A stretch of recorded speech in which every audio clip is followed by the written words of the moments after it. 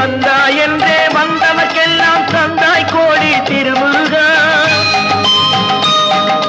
சிந்தாமணியே செவ்வே உன்னை கண்டது போதும் வடிவழகா. கந்தா என்றே வந்தவர்க்கெல்லாம் தந்தாய் கோடி திருமுருகா. சிந்தாமணியே செவ்வே உன்னை கண்டது போதும் வடிவழகா. அடியவர்க்கு ஒரு விருந்தே